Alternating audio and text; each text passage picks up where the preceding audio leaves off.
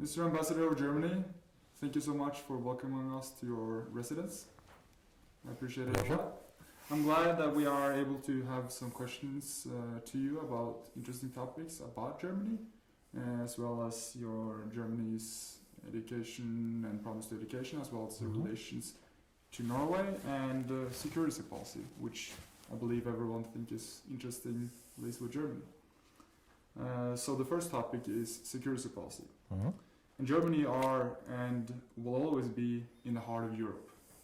This is, of course, comes with great advantages as well as a great responsibility. True. How would you describe the relationship between Germany and its neighboring countries today compared to previous post-World War II times? Oh, thank you very much. Yeah, let's say compared to the early phases of post-World War II, where we were a front state in that sense, front state between NATO and the Warsaw Pact. Today, as we would like to say, or to call it, we are surrounded by friends. That, of course, gives a totally different relationship to our neighboring states. All our neighbors now, apart from Switzerland, which has a special connection to the EU, but all the others are EU member states. So that actually makes this more than being surrounded by friends, makes it living in the midst of a family. So this means, of course, solidarity, shared values, and helping each other. But also, as we all know, family also means sometimes discussions. You don't always think the same about everything, so you have to discuss it and you have to resolve it. I think that is actually the way I would describe our relationship with our neighbors, is a relationship of family. Of course. And one other thing just to add, after reunification, of course, we do know and we are very conscious of the fact that our responsibility has grown. And so probably we bear, and that also something we accept and we know, a greater responsibility for the functioning of the family than others can shoulder. Has it ever been better than it is today since the reunification of Germany in 1873? Has it ever been so? No, I think we've never been surrounded only by friends.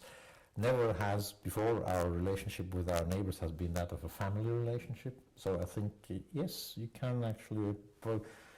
But if you look at the things, if you look at the news and things like that, you could actually be taken away by this discussion and things to us. But if you look deeper, that we have those discussions and that we have those family discussions is the best thing that could ever happen to us, because now, so therefore I would say yes, it's the best relationship with our neighbors we ever had. It's a good answer, because that's something you normally don't see on the news, as you say. It's a lot of negative news about the problems and about the discussions about it. Who is your closest ally, nearby ally? I would say today it's actually France. It is? Yes. That is something which also is, in a way, if you want to say, amazing. If you look at the starting point where we came from, not only 2 wars, 3 wars, 4 wars if you go back to Napoleon, and then this very, very close relationship, which is also, again, is also a symbol of this family relationship. Of course, we're not always in the same opinion and on the same line about everything, but again, we know that we need each other. We know that only together we are strong, and that makes the discussions and all the things we have and the things you see in the news something which is always oriented towards achieving a result, achieving a compromise, being able to do something together. And I think with this is that symbolizes the relationship between Germany and France, closest ally, but also, if you want, that is the whole idea about EU. And also with the other EU member states to certainly different degrees in terms of how close they are and how much actually bilateral issues we have with them. But it functions the same way. We know that we need each other, and we know that only together we are strong. And we know also that only together Europe will be and can be a determining factor in the world to come, in the future. Because otherwise, every single EU member state is too small to have enough weight to influence the future or the future developments in world politics. Together, we have enough weight. It's a very interesting topic because you can, as you say, you have been to around 4 wars. One of them, it was the reunion of Germany, 1873, and it's interesting because the world has a lot of ongoing conflicts that I think are going to be permanently, like forever, still going. You can see Kashmir, you can see Israel, Palestine, but still, like, you and France haven't had the best history, you either, but you are still cooperating more than any time before. So that's a good thing if you love Europe, that you can actually, get some permanent, great relationship. If I may, of course nowadays it's not always. In other parts of the world, rightly so, say it's not up to Europe to lecture us on how we should organize ourselves and how we should organize our societies. But it's not lecturing. But if people really want to, they can look at Europe and see the example of, yes, as you said, it is possible to overcome those conflicts, and it is possible to grow together, and it is possible to form a family in that sense. Right. And that's a good startup for other countries that can look up to the relationship between France and Germany. After the Second World War, Germany has limited their annual spending on military, probably very natural. Today, with Russia using more money on the military compared to previous days, as well as the UK's decision to leave the EU and the 2016 election of Donald Trump, how do you view the future of German military spending? Emmanuel Macron suggested a defense for the whole Europe, being defensive against both the United States as well as Russia. How do Germany think about this? Okay. Yeah, different aspects of the question. If you ask me how do you see the future of military spending in Germany, I would actually, the very short answer is growing. To elaborate a bit more on it, I think all European states reduced their military spending after the end of the Cold War, basically. If you look at German military spending at the end of the 80s, it was almost 4% of GDP. West German, I don't know, GDR, I don't have the exact figures, it's also very difficult to get we reduced it, and because also we thought surrounded by friends, and the threat the feeling or this perception of threat, the feeling of threat was very low, and we all thought that NATO and our military and would be missions, operations, peacekeeping, stabilization operations, like in Afghanistan, like on the Balkans, something like this. Since the early 10 years, if you want to say so, the threat perception has changed. Ukraine, Georgia, and all things on. So I think we all now understand that we need to do more and probably refocus also on, as you would call it, the defense of the realm, the NATO treaty area, or self-defense, and of course that is more expensive than operations somewhere abroad, because you need more equipment and more troops. So German military spending is growing again since 2014, and why do I say 2014? Because there, the documentation or to the outside world of that change in direction was the Wales Summit, NATO Wales Summit, where the famous commitment of 2% GDP was made, which in basically reads that all member states strive to reach 2% of GDP military spending. Of course, you can now start to discuss what does how useful it is to stare on a number. But again, this is a kind of a direction which says basically what it means is 2% mean that you actually take your commitments to your allies and to your own defense seriously. And that is what it means. So we are striving. So Germany's military expenditure since 2014, as in the last 6 years, 2014 and 20, which are the last numbers that are available, has grown more than 40%.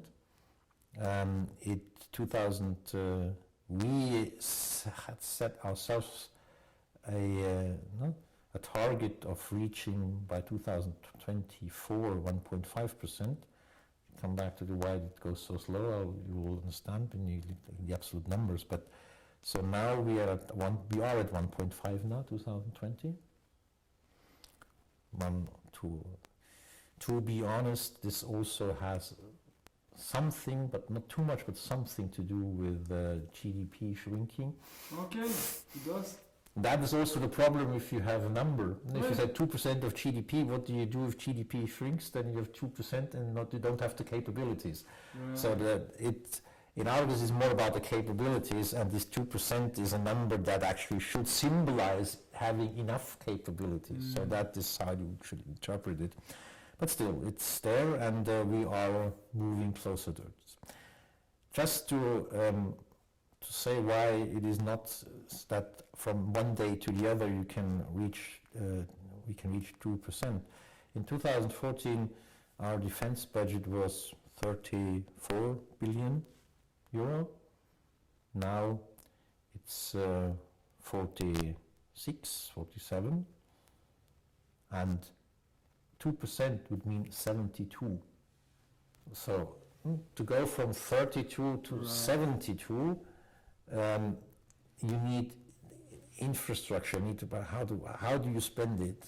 It has to be absorbed, and it has to be translated into capabilities. And so it is a huge investments. So that is why it is not that okay, it's 2%. So why don't you have it next year? It is, and but that is just a little reminder of people. So if Germany spent 72 billion for its defense budget, this is much more than every other European state. So that is also something people need to know when they ask us for 2%. I don't think that we are dangerous, but I don't know. So, it's something people need to know. So, yes, as I said, defense spending will be growing. So now I lost it. I understand that. It's an interesting thing that if you would pay 2%, you still pay a lot of more than all the other countries in Europe, which is interesting for people to know, because normally people probably know this, and then they know from the German ambassador as well. But the French view of this 2% spending is that you should have an army protecting both Europe as well as the United States. Russia and as well as the United States. What do you think about Mr. Emmanuel Macron's suggestion there? This kind of discussion about European sovereignty or strategic autonomy or different things that were around, I think at the moment we are at strategic autonomy, which is the term to be used. I think it's over-interpreting President Macron if you want to insinuate that he thinks that we also should be able to defend us against the United States. I think what he means, and which is something you can at least think about, is it good that Europe is totally dependent in its military capabilities and its military operation capacities from one ally? what kind of relationship, just go over it. In every kind of relationship, is it good if one is totally dependent from another one? Probably not so much, I would say. So that is more kind of, if you want to say, that is more the core of this idea of European or of strategic autonomy. And the strategic autonomy also has has other aspects, non-military aspects about kind of cyber and digital aspects, economic aspects, aspects of norm setting, as who does the norms? Why do companies in California produce according to European standards? Because it's a big market and they want to, or Chinese companies use European standards because they want to sell to the market. So also that are important factors in research and development things. So that is, or very important factors of strategic autonomy, not to be forgotten. The military aspect is one, but that is the one I would say is the farthest away. So, and that is something which, even if now everybody from tomorrow onwards spend 2% and even more to build up European capabilities that would make us independent from the United States would take 25 years, if achievable at all. Why haven't it happened before? Why are you starting for just now? I think also that, to be honest, I would say it was a very convenient arrangement for most European states to leave the big and dirty work to the United States. Be members of an alliance where one contributed, of course, but always could be sure that the big and heavy lifting would be done and would have to be done by the United States. So this kind of feeling of being totally dependent wasn't something that people were very concerned about, and most people still aren't. So this is not it's not a driving force for many to really become independent from the United States. But on the other hand, an important thing to actually note is that yes, such a imbalanced and relationship is probably not good in the long run. So we need to do more, contribute more for our own defense, which makes us, and that is also the point also President Macron says, but I'm not his spokesman, but again, he says that's at least what I can say. Our government thinks makes us a much more valuable, useful, and then of course also much more considered, consulted, better heard ally of our American friends. If we can contribute ourselves. Yeah, that's a good answer. And often the mostly 2% of that will go to trade with the United States and with their weapons because they're the biggest military industry in the world. But you in Germany has a big one as well with Hitler and Koch and the weapons. But I was thinking about the thing that Donald Trump were criticizing you about, and that's the huge pipeline you have to Russia. Or just a short follow-up question there.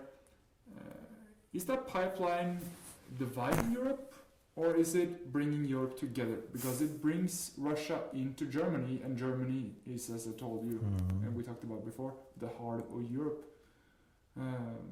How is that pipeline? Is it removing or building bridges between East and West? First and foremost, as we always say, this pipeline is a commercial project. Of course, as there are a lot of political discussion going on around that pipeline, that is not the answer or the whole answer. On the other hand, of course, to say this pipeline, and that is something I really have to say, it's not a German pipeline and not a German project. There are very, very many companies throughout Europe are invested in this pipeline and are participating in this pipeline. And of course it's European Union regulated, so it's too easy to say this is the German pipeline and the German-Russian project. No, it's not.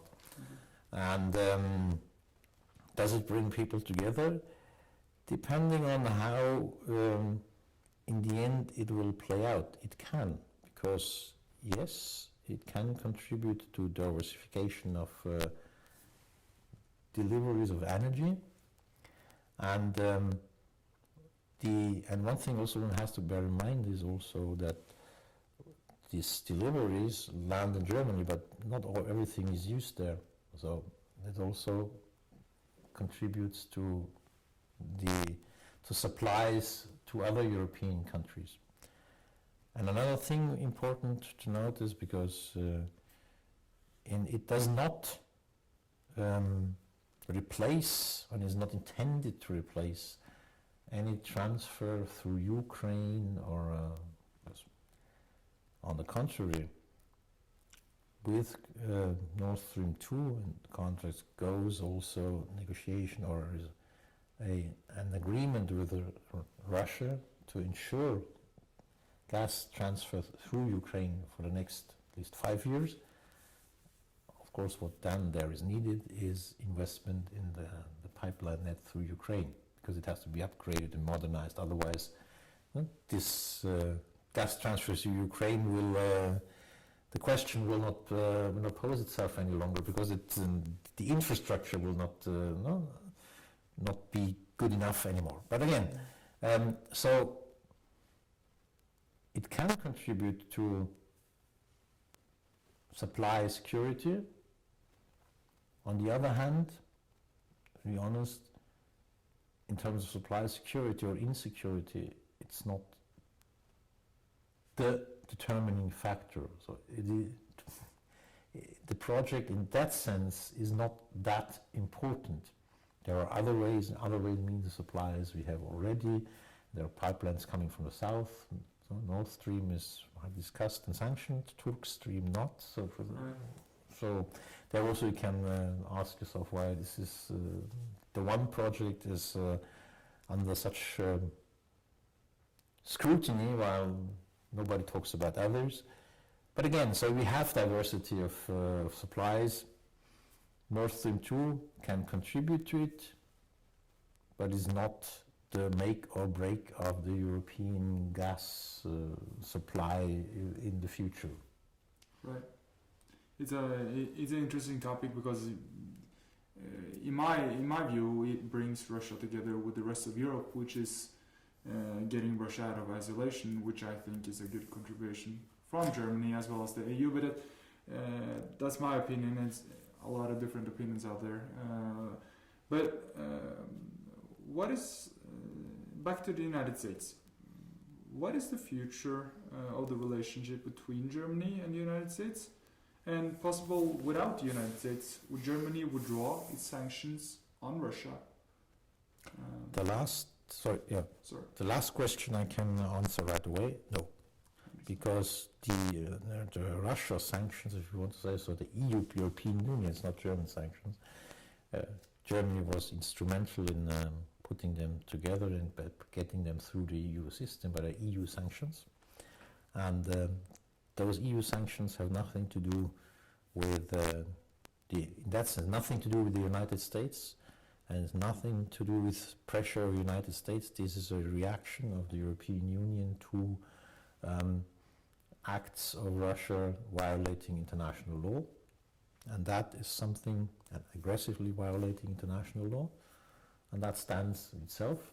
And it is, in my opinion, it is counterproductive actually to serve this narrative that very often our Russian and also Chinese friends come up with, that everything the Europeans do because they want to please the Americans, or the Americans have forced them to do, it's pressure of the Americans. No.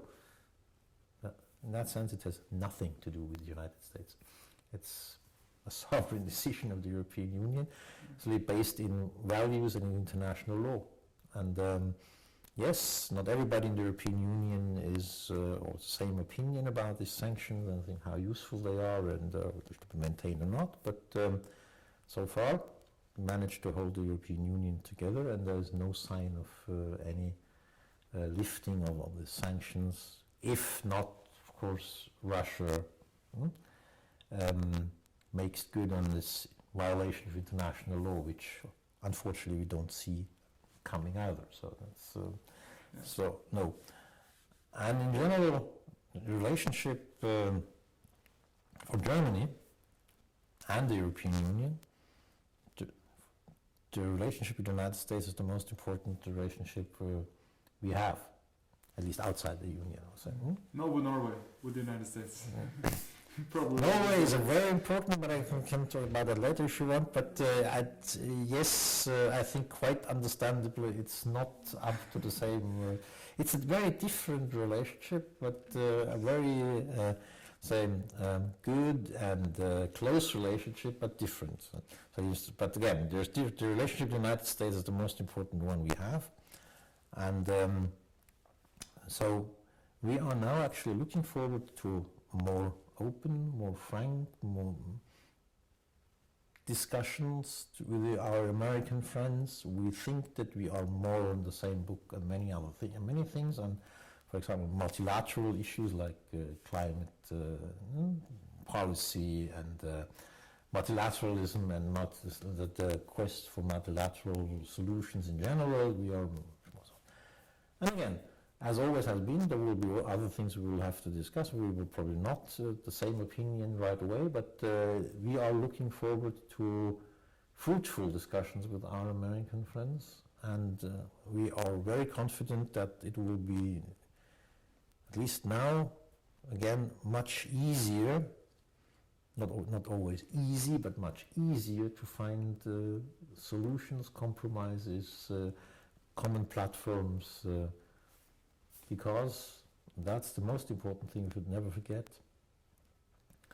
We share the same set of values and the same idea about our societies should be organized, and that makes it much easier. And probably yes, in the last 4 years, some people started to ask, do we really share the same set of values, and do we really have the same idea about how we organize our societies?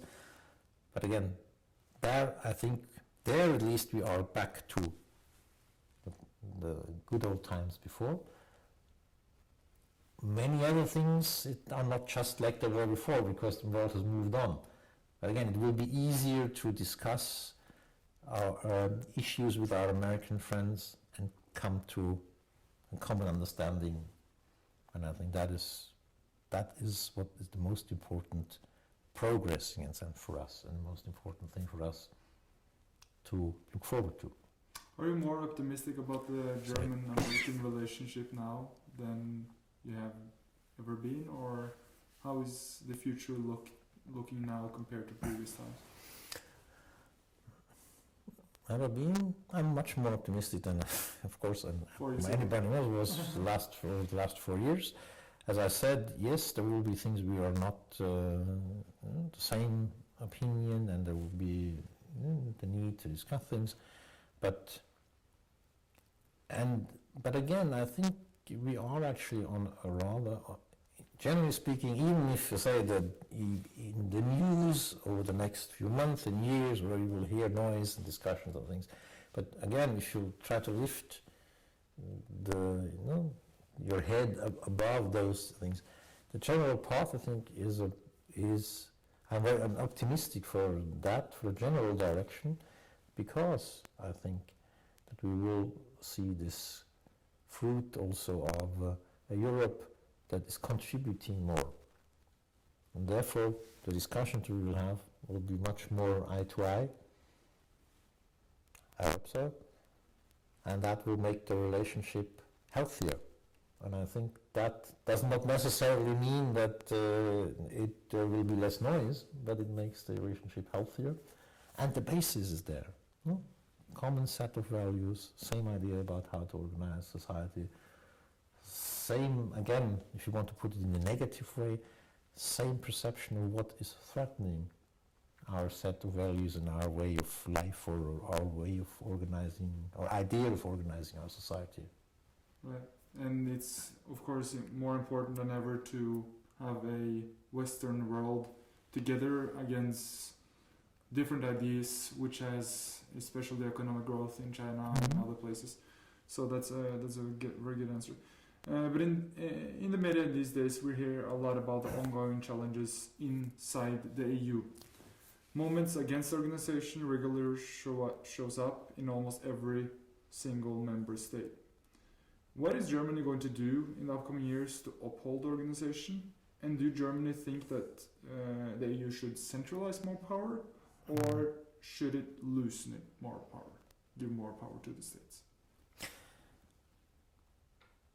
As I said at the beginning, the EU is a family, and coming back to this picture, which makes those discussions and the disputes or things we may have, makes them more prominently seen, or also important for member states, because it's it is actually the core of their interest what has happening there. So. That is probably also, that's the first thing I would say, the differences and conflicts, so to mean, within inside the European Union are seen as being bigger than they actually really are, because as I said, it's a family discussion. So what will Germany do? We try to be a good family member. And as we know that we are this family, one of the family members that has most means and has capabilities that others probably don't have, we will try to come to the table, to the family table, with our solidarity, to trying also to help the other, or to contribute that the whole family takes a good development. That's the one thing.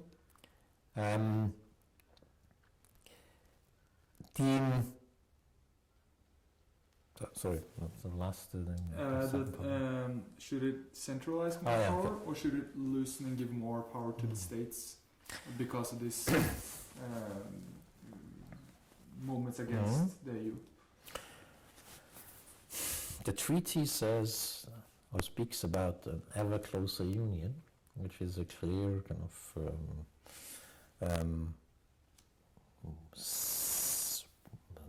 sets the way where it should go. We also do see that, as again, only together we are strong. The more we can do together, and the more Europe there is, the better our position in the world is or will be. So the more, if we are now, what's it now after Brexit, 450 million, and the market at 450 million, it's a different story than being 82, as Germany is, or a market of 82. So more Europe actually intellectually is better for all of us in Europe. That not everybody sees this like that, or sees it like that. Yes. That the EU and its procedures and things are not always seen as the most efficient ones, and not everybody thinks that he or she benefits equally from being in this a member of this EU. Doesn't make it wrong that Europe only together and as a whole, and actually acting as Europe, will have a future. So what can we do? We can try to explain, try to reach out, try to help that everybody understands, and people also, well, everybody understands, that sounds arrogant, no, but that we try to take people with us on that way. So that necessarily makes this process slow, but there is not that much of an alternative, I'd say. So decentralizing as a general concept wouldn't work. What, of course, you can always think is, where is it really an added value to have Europe, like for example in trade policy, where the European Commission does the negotiations, so that Europe is a bloc, deplored by others sometimes, but again, it makes us strong. Other things probably you can actually think about. Is it necessary to regulate everything centrally, from Brussels? And I don't know. There's certainly also room for at least looking at some things that could be decentralized again. So not everything that one has decided, or the EU has decided to centralize, I don't know, absolutely necessarily has to stay like that further, for until the end of time. So that is always a discussion, but generally speaking, on all these issues of place in the world, more EU means survival. Right. So just to be clear, that decentralizing would cause probably bigger problems than it would be to centralize even further. Yes. How does COVID-19 affect this process? Because we know that after some major issues with the First and Second World War, people normally comes together and more liberal thinking. But people are also afraid that this COVID-19 will affect economies around the world and lead the world into a great recession again, which often leads to even less cooperation. How do you think? I would say COVID-19 is actually a showcase of what I was just saying. It has shown us that only together we are strong. So you look at the famous vaccine program of the EU, which is probably slow, and that also has its own reasons, because again, it's not the EU Commission alone who does it, all 26 member states plus Norway that are there, and having a say in what to order and at what price.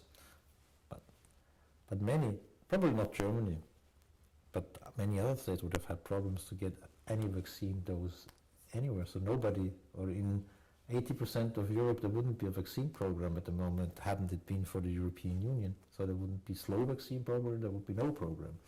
So again, just that COVID-19 is a showcase, and that it says the bigger the challenge, the more European cooperation we need. And I think most people, at least those decision makers, see that. For the people outside and the people in Europe, again, it is at the moment frustration is bigger probably than being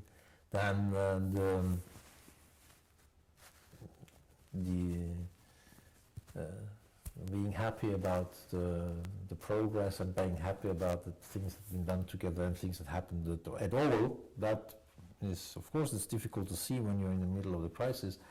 But all the lessons learned that will be drawn out of this COVID, I guarantee you, and it will show that it is exactly that. Without Europe, the crisis would have been much worse for most member states. And again, also for those who could have brought themselves out of the crisis quicker. We are all integrated and all dependent on each other.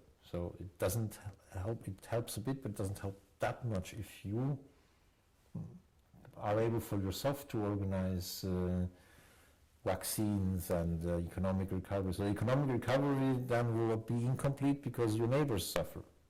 So it's, again, COVID-19 clearly shows that more European cooperation and more Europe is needed. So hopefully it will lead to even further cooperation in Europe, and that's actually leads to my follow-up question, which you got the United States on the big table, which are involving itself into many foreign policy issues around the globe. You also have China there, which begins to take part in many different type of conflicts, like the Arctic area, which you got some issues there. The EU, different countries, doesn't have a lot of power. But if you centralize the power into the AU and have a foreign policy for all of it, that could be on the big table with the United States as well as China and Russia. How do you look at a possibility for a together foreign policy for the EU? Well, of course, we do have a common foreign security policy, which I know what you mean. This is the speaking with one voice. That is only possible if there is consensus, and that, yes, maybe factors slowing down EU effectiveness and EU agility, you can say, in foreign policy issues.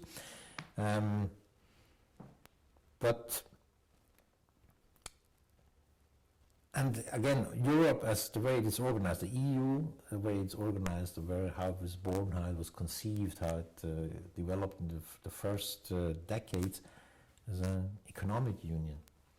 So Europe, as the High Representative said, also will have to learn the power, the language, or the President of the Commission also says, will have to learn the power, or the language of power. And that is something which will take time. And foreign policy,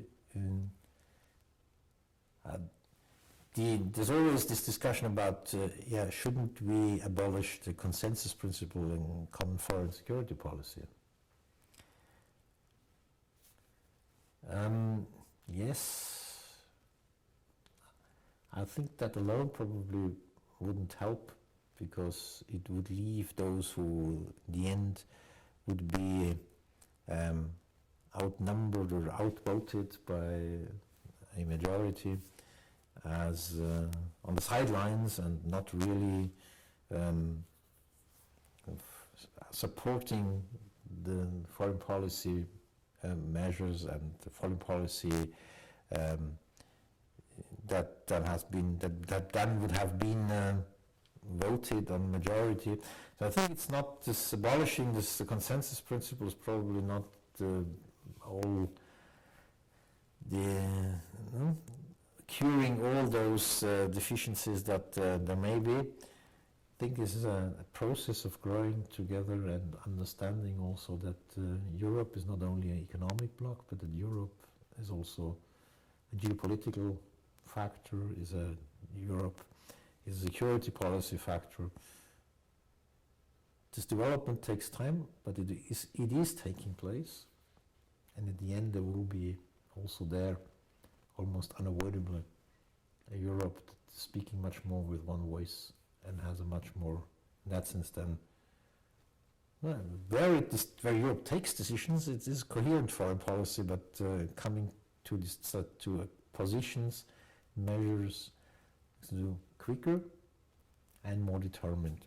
But that is a process, and this is something that has to grow. Because it's not easy for member states to give up their foreign policy and to delegate it or to transfer it to a supranational unit like the EU.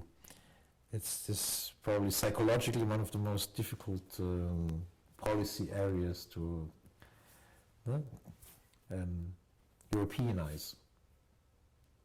In 2040, do AU have a foreign policy for AU? I would say yes. Yeah. So AU will continue expanding further. It's a very, very interesting topic, and I appreciate you answering the follow-up questions as well. And it leads us to the next topic, which is Germany on higher education. Oh. So, as we know, Germany has a high number of foreign students in our country. How important are these foreign students in Germany? It's about 300,000 of them in Germany, foreign students, which is quite a big number. Could be an even bigger number.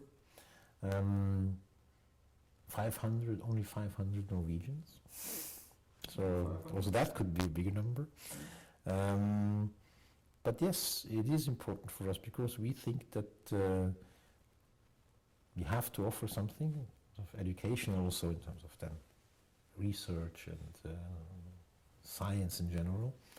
And for us, we also think it's important that people from other parts of the world come to Germany and get their education in Germany, because unavoidably when they go back, they will understand us much better. And which we think, of course, is always an asset if you have people that know you and hopefully also have enjoyed their stay in Germany and hopefully have benefited from it and think that they have learned something useful. That, of course, is therefore it is important, and there are several programs to foster this as we to give also scholarships and things. So that's what other countries also do in a way to foster it. We also do, and yes, and it is important for us. Could be more Norwegians, by the way. I think so as well. Just 500. I'm very disappointed of hearing that. How does the German government work to promote education worldwide? There are two things, two strands of that. One is this academic services that, let's say, try to promote Germany as a place to go to take your education and to study, and also we offer some scholarships for, we only have scholarship programs for postgraduate education away, but anyway, that is something we do have. And then, of course, we have another strand of activity or action, if you want to say, which is development cooperation in a way that, and there German development cooperation in the field of education concentrates very much on basic education, and very often it's the mere infrastructure that we try to put in place so that education can take place at all. That is something we have concentrated on. And then, of course, we have another asset in this German system of vocational training. It's not university, but training on the job combined with some elements of academic training, which is, as we would say, one of the foundations of our industrial success. And that is something which we actually think others could also benefit from it. Although we, of course, know it's not that easy. This is a system in Germany that has grown over hundreds of years, but elements of it could also help others. So that's also one of our focus areas in terms of promotion of education. Right, and your promotion of higher education as well has gone through a lot of aid with the AU, especially African countries, which we all know. And you think, if you mention probably the biggest reason why Germany has had a economic growth as it has it been because of education? It is certainly an important factor. Is education, also the kind of training people get for their jobs in the system, educational system, training system, which has led to in average very skilled workforce that is of course always something which is also a good basis for kind of economic success and industrial success. There are other factors too, of course. It's always geography, it's politics, but the education system for a country that doesn't have much natural resources is a very, very important source of wealth, and 100%. 100%. That was it on higher education. We will take a break now, and I appreciate you following us, the part 1 of the two parts with the German ambassador. So I'll see you next week.